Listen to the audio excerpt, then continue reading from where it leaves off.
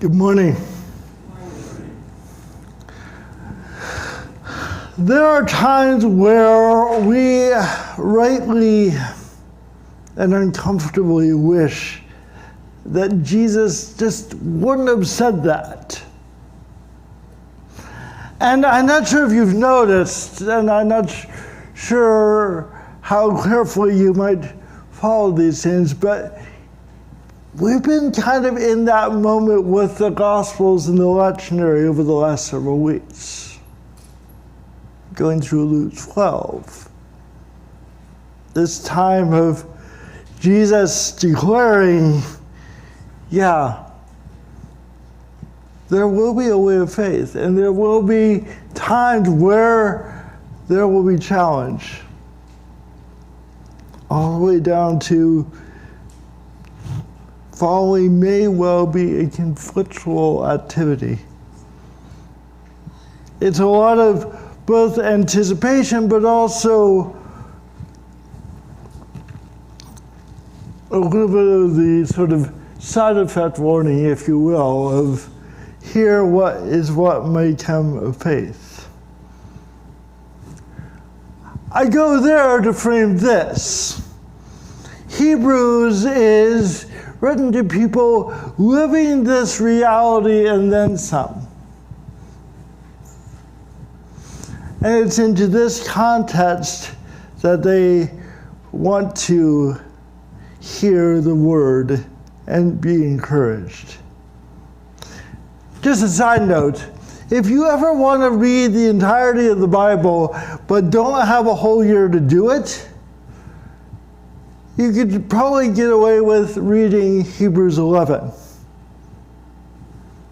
From start to beginning, it's a basic recitation of the characters and the ways and that salvation has proceeded from now until then. I'll pick it up here at the end. This is Hebrews 11:29 through chapter 12, verse 2.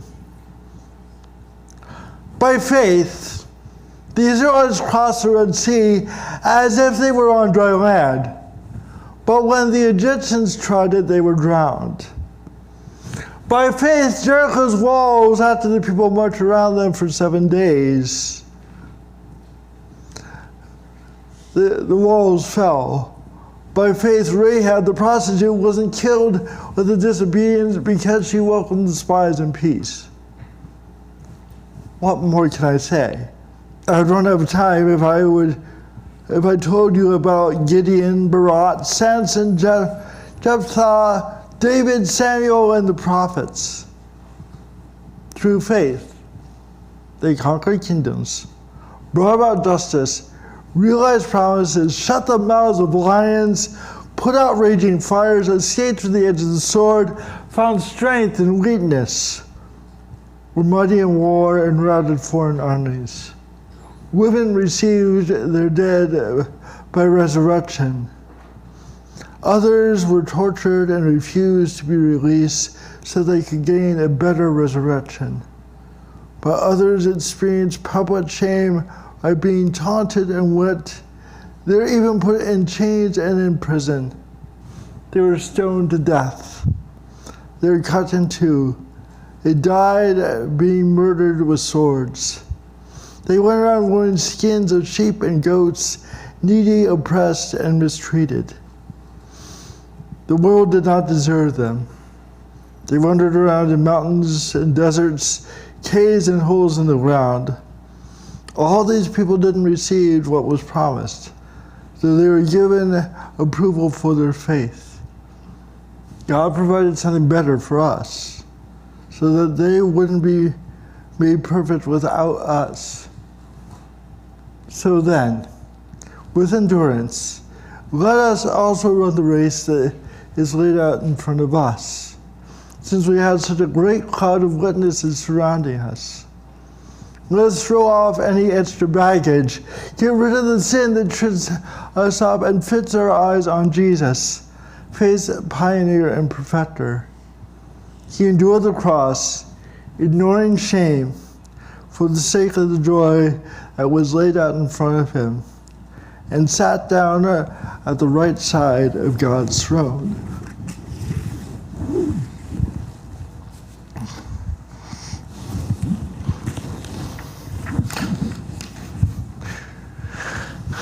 These days we're overrun by goats. Not this kind, but the capital G-O-A-T, greatest of all time. But hey, it's a goat, it's cute. There's a common claim of being those people that you find when you walk down the aisle of the Hall of Fame. You name it, there's a ranking for it. I'm guessing that there's probably the greatest of all time checkers list out there if you looked hard enough. And of course, our inclination is always to have this debate. Well, who's on your list? Seriously, you put them up there? How would you rank them? If there's something to talk about, there's some shady corner of the internet to talk about it within there, and you'll find people to argue with you. And of course, this is one of those things. Why? And it's what we do. Comparison and competitive opinion offering is always good fun and good conversation and a great way to pass the time, so long as it doesn't get on into the argument. The difference now is we basically have a larger group to have a debate with.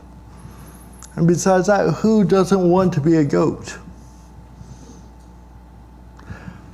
It's really easy to read this chapter as we hear it.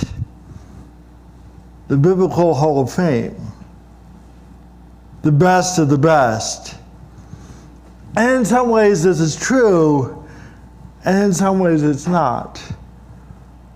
Reading chapter 11 of the letter is basically teaching you all the way through biblical history, as I said, and tells the story from the beginning to the present, recounting the many ways of how the tradition has come through.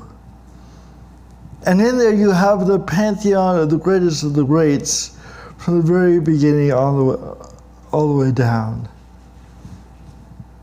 Given a little time, I bet we could come up with a number more stanzas from where the writer left off down to here. I bet we would even have our list of the cloud of witnesses that lived their lives within the 125 years of life here at Menno.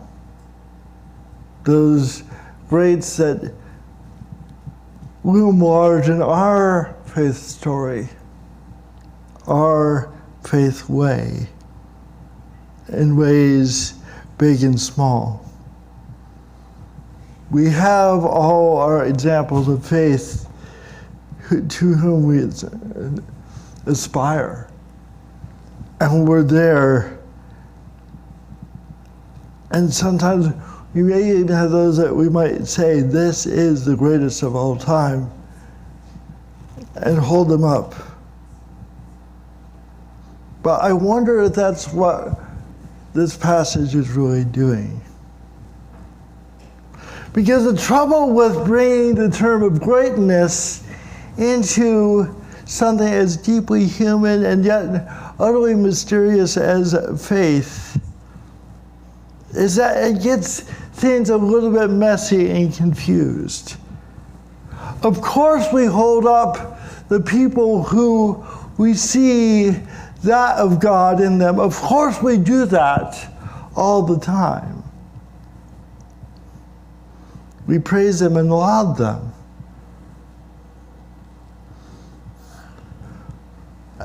We need inspiration to admire for our own selves, for its own sake. But when we start applying greatness, when we're talking about faith, it starts sounding a little bit like faith is something that is primarily something that is about human endeavor and human accomplishment by itself. That, well, if we would just get up and read our devotions and do our work and pray more diligently and go 5 times a day, we might too achieve that level of greatness. And of course, all that is good and fine and admirable, and we ought to do more. I ought to do more.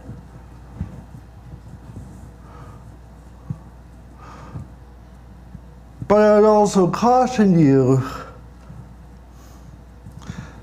that faith also is a function of the Spirit that cannot be defined or predicted of ourselves. The coming of faith and the actuality of faith has as much to do with the Spirit and the situation in which we are put than anything that is about us.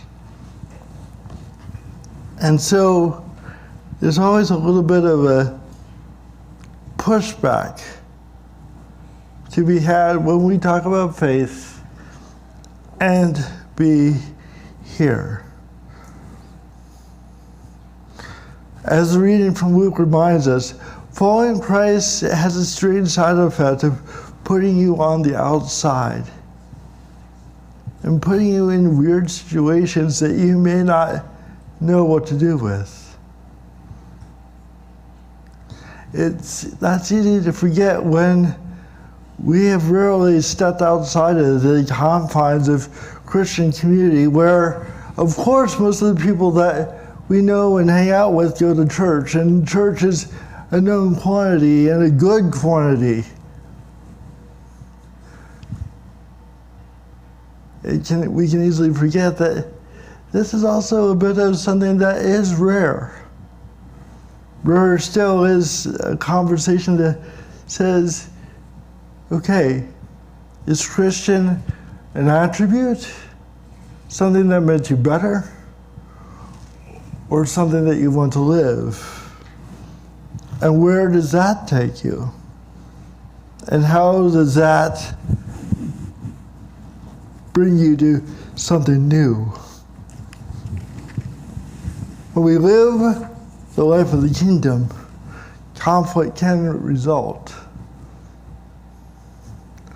There's a more living this sort of life, being different, stepping out into the Spirit, doing the stuff of the Spirit takes us into places that may put us into conflict.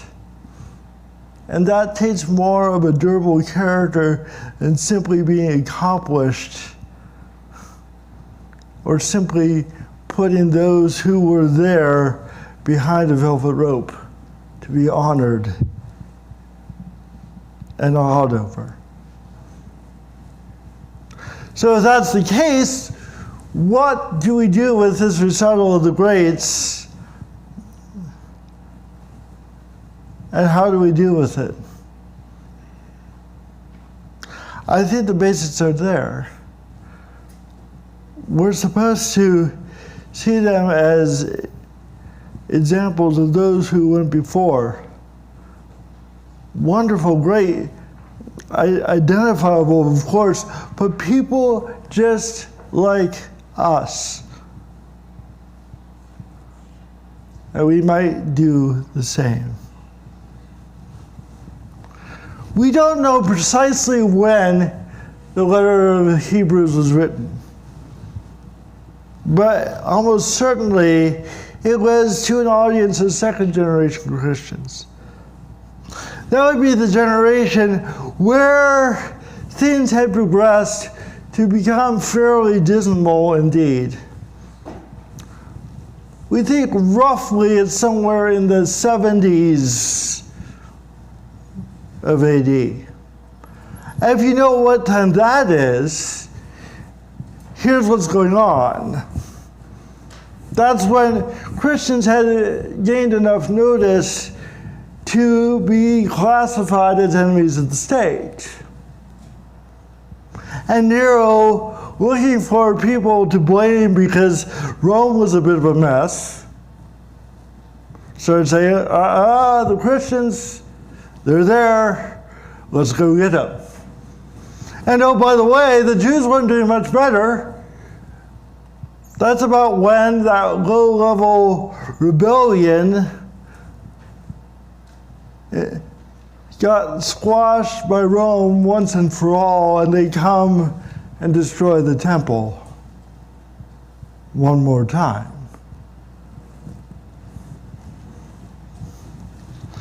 Think Manasseh and the Maccabee rebellions, and it's there. So these are people for whom Christ's following has become something different indeed.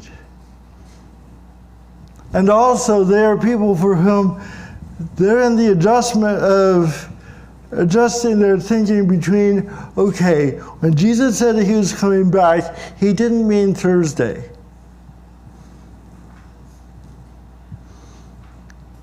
And now what do I do with that? So we were writing to people who are tired, who are frightened, who are suffering, whose passion probably had began to wane. They didn't always want to keep doing what they were doing because what Jesus was talking about in the gospel was coming true with a vengeance. So it's a moment where a preacher has a lot of options open to him. It might be a good time for a good scolding to say, come on, you can do better. Let's go and do this one more time. Or you could decry them for the weakness of will or demand greater commitment. Or better still, it might be a good time for a new program, a new marketing, and a fresh coat of paint. Maybe a 3-step solution for faithfulness and its various benefits. But none of this works for the author of Hebrews. He responds not with recriminations or shame or gimmicks.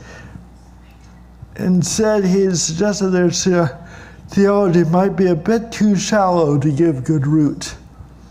The concept of Jesus is a bit warm and cuddly for their own protection. He admits that there is no hardcore evidentiary data for the truthfulness of the effectiveness of Christian faith, if what you mean by that is something that you will get in the end, an easy, happy life. To the contrary, what they see is suffering, their own and others, as payment for their pains. This long recitation in chapter 11 reads like the Hall of Fame, but it also includes those who were commended for their faith but still didn't receive what was promised, who did what they did. What is being said here is that in the midst of all, if we base our experience of Christianity solely on the immediate benefits that we realize, we're setting ourselves up for disappointment and disillusionment. The offer here is as something else to aspire to when you see the world going on around you. It's easy to get into this place where we concentrate far more on the dangers that we see or perceive than on where we want to be. I'll admit one of the challenges of the last several weeks of travel has been teaching myself and gaining a little bit more confidence as a trailer driver. I didn't grow up doing this. I didn't grow up pulling things is, second nature before you have a driver's license. So I always had this image of what this big red blob behind me that occupied the entirety of my rearview mirror was 3 times wider than it was. And of course, this thought always hit me when I was in a construction zone trying to squeeze by 4 or 5 semis at 80 miles an hour. And of course, you do what you do at that time, and you start looking at the semi, and every little wave in the trailer, you think you're about to be squished by a bug. As a bug, that's the one.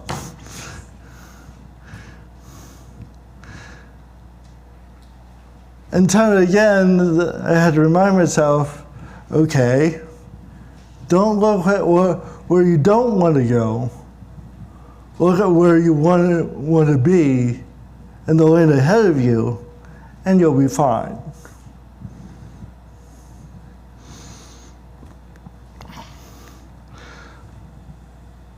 When you look at where you want to be, more often than not, that's where you end up going. And of course, there's a magnetic draw to where we don't want to hit, where we don't want to go, what we think is scary. It's always there, and it'll always grab our attention because, boy, howdy, do we ever not want to think about that.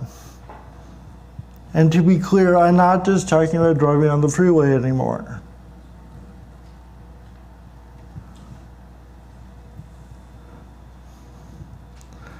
But when we want to actually get someplace, we look at where we want to be.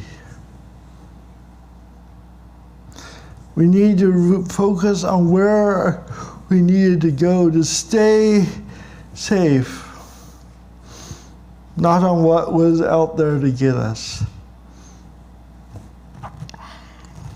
I think that's true on the road and true here.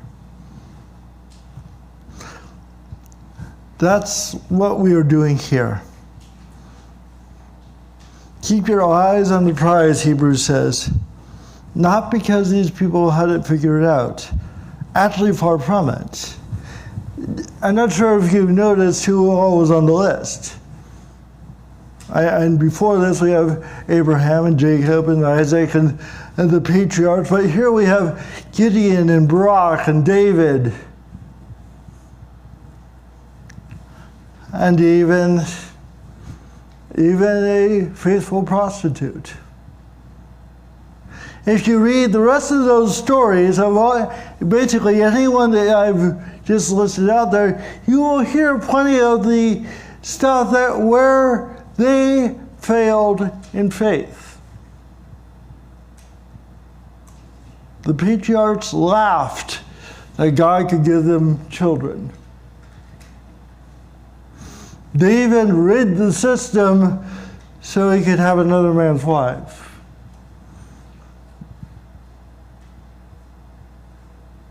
And on and on and on it goes. Yes, the scriptures are holy, but they're also utterly, utterly human.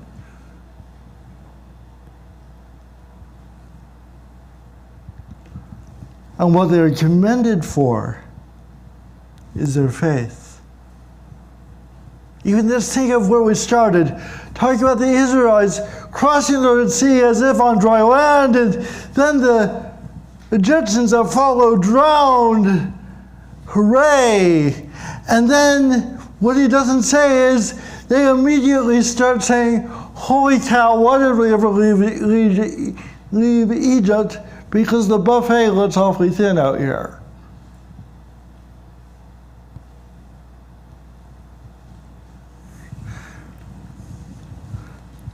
The examples of faith are great indeed. Yes, absolutely. But they are utterly human. And they are utterly an example that we can follow, knowing that for our successes and our failures, it is our faith that will bring it home. It is our faith that will bring us here. It's our turn now. It's our turn for faith. It's our turn to take the baton and run this race.